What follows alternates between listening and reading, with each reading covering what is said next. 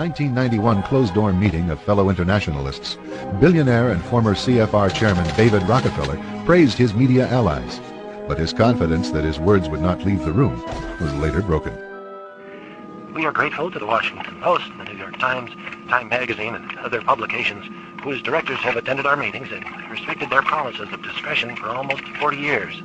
It would have been impossible for us to develop our plan for the world if we had been subject to the bright lights of publicity. But the world is now more sophisticated and prepared to march toward a world government. We don't want your world government! Leave Chile right now! Leave Chile, okay? Leave Chile! Your family is the most disgusting in the world, you know? You're a traitor to Chile, okay? You're a traitor to Chile. You've been with him in this. Your world government will stay, okay?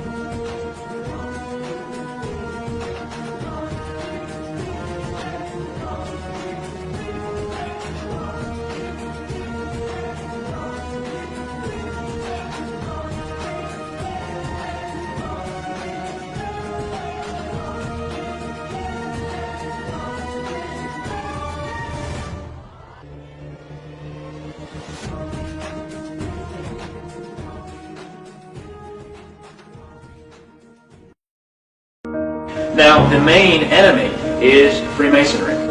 Freemasonry claims that it tries to make good men better men, and it accepts only men of high moral character, and it's an educational religious society. They seek to improve the community. But what they fail to tell the people is that Masonry has another purpose. It's completely unknown to much of the public and many of the Masons. Manly P. Hall, a 33rd degree Mason, said, quote, "Freemasonry is a fraternity within a fraternity, an outer organization concealing an inner brotherhood of the elect." In the first degree, the initiate is asked the following question: what do you desire? In the first degree, he answers light. In the second degree, he answers more light. In the third degree, he answers further light. But he's led phase by phase through a series of blood oaths. Now, Albert Pike, who's probably the most famous Freemason of all time, he was a Mason who simultaneously occupied 3 different positions. He was the head of Washington, D.C. Masonry, he was the head of American Masonry, and he was the head of World Masonry. Albert Pike wrote the book Morals and Dogma. It was published in 1871. It's been called the most important book of Freemasonry. It's been called the Bible of Freemasonry. Albert Pike says in Morals and Dogma, quote, "The Mason is familiar with the doctrine that the Supreme Being is a center of light." And what is this light that the Masons are talking about? Page 321 of Morals and Dogma by Albert Pike. Quote, "Lucifer, the light bearer. Lucifer, the son of the morning. Is it he who bears the light? Doubt it not." End quote. And on page 324, he repeats the thought. He says, quote, "A devil, a fallen Lucifer, or light bearer." He identifies Lucifer as being the devil. The New Agers believe the same thing as the Masons. Manly P. Hall wrote the book The Lost Keys of Freemasonry. He says this, quote, "When the Mason learns the key is the proper application of the dynamo of living power, he has learned the mystery of his craft. The seething energies of Lucifer are in his hands." End quote. So the Masonic writers are telling the public they conceal the worship of Lucifer from the rest of the Masonic Lodge. In the 28th degree, the symbol, this is for the degree Knight of the Serpent, it has a snake biting its tail.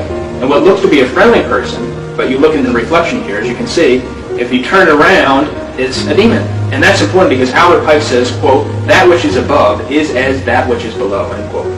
The House of the Temple in Washington, D.C., which is where Freemasons receive their 33rd degree. You have to be chosen to be a 33rd degree Mason.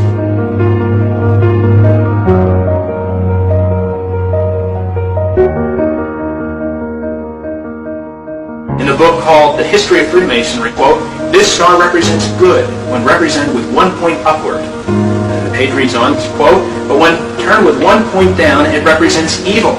End quote. The pentagram is one of the biggest symbols in Satanism.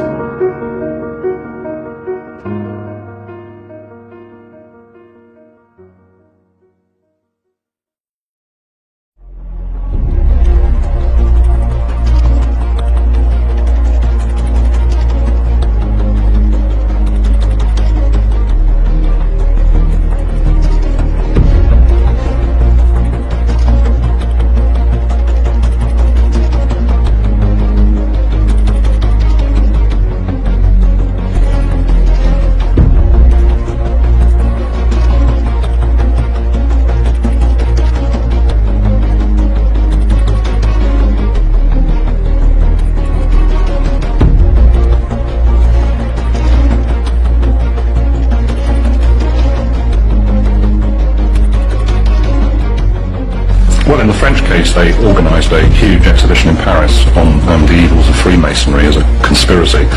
And likewise in Britain, they would have barged into big Masonic lodges and confiscated all the paraphernalia. They might well have made a big exhibition of all this stuff in the Guildhall with all sorts of photographs and information and line charts showing this great Masonic network allegedly running Britain and pointing out how many cabinet ministers or whatever were Masons.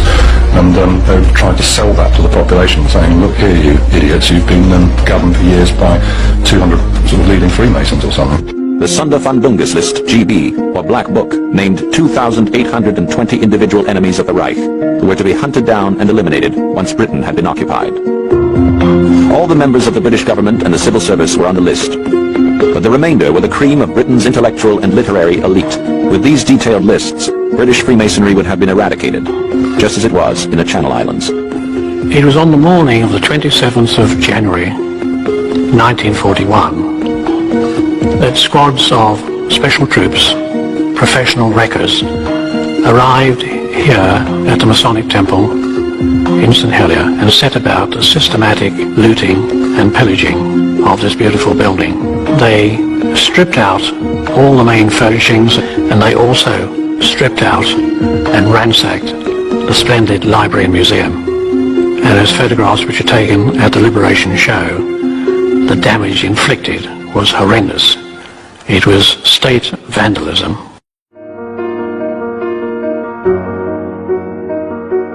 The Masons also use the Masonic timetable system. They don't use AD, they use AL. AL is their standard of calendar system. It means Anno Lucis, and that means in the year of light. It could also be interpreted to mean in the year of Lucifer.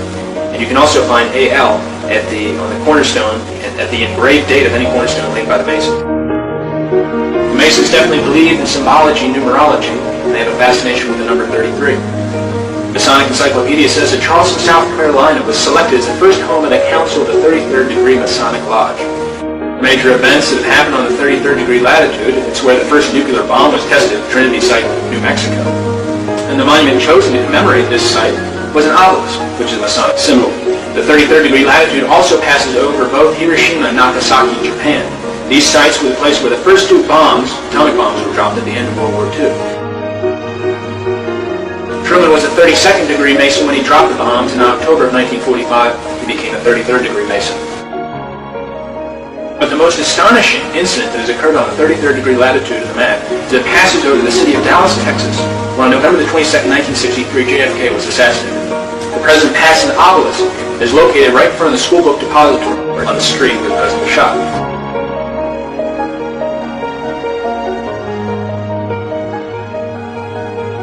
But what we know as Freemasonry came most recently from the Order of the Knights Templar movement in the 1300s. Actually came before that, in the year 43 AD, from a group called the Mysterious Force. That's actually where Freemasonry came from. And this following information is from a book called The Origin of Masonry. The Mysterious Force was established in 43 AD, and it started when a counselor to King Herod Agrippa came to him and complained that the followers of Jesus had a mysterious force. So the purpose of this group was to attack the teachings of Jesus, and that they should establish their own mysterious force in order to preserve Judaism. King Herod Agrippa said, quote, "We will use the hammer because it was used to nail Jesus' hands and feet. Every session will be opened by striking the hammer 3 times, end quote." And you notice that judges have the hammer to bring order to the court. King Herod Agrippa said, quote, "We will make degrees. These will be 33, symbolizing the age of the impostor." And on November 43 AD, the first official session was held in the First Temple of Jerusalem, which was a basement in the palace of King Herod Agrippa. The meeting of the Mysterious Force was always held in the temple. That was the name of the temple. And in 1717, modern Freemasonry changed it to the name of Lodge. To prove that Masonry is of Jewish origin, here are the following quotes. The Rabbi Isaac Weiss wrote in 1855, quote, "Masonry is a Jewish institution whose history, degrees, assignments, signs, and explanations are of Jewish nature from beginning to end," end quote. Theodor Herzl, the founder of Zionism in 1897 in Switzerland, said, quote, "Masonic lodges are established all over the world to offer us help to achieve our independence. Those pigs and non-Jewish Masons will never understand the final objects of Masonry," end quote. President Barack Obama concludes his 3-day trip to Israel today, and it began early with a trip to Mount Herzl, where he laid a wreath on the tomb of Theodor Herzl, the Zionist visionary who imagined the state of Israel but who died 40 years before it came into being. Those pigs, the non-Jewish Masons, will never understand the final objects of Masonry, end quote. Also in the Jewish Encyclopedia, there's no criticism of socialism or communism, and there, in fact, they say that they're instrumental in founding and making socialism flourish. In fact, Jewish international bankers financed the Russian Revolution. Now, going back to what all this Freemasonry is rooted in, it's rooted in the Jewish Kabbalah. The Kabbalah is the Hebrew word for received tradition. The Jewish Kabbalah is a medieval Jewish book of occult philosophy and magic based on mystical interpretations of the Old Testament. The Kabbalah is important with magicians, sorcerers, witches, Satanists, as well as Masonic philosophers. And all the things I just mentioned that are rooted, talked about Freemasonry, gets back and is rooted in the Jewish Kabbalah. The book Morals and Dogma has 65 pages dealing with the Kabbalah. Page 741 of Morals and Dogma says this, quote, Masonry is a search for light. That search leads directly back to the Kabbalah.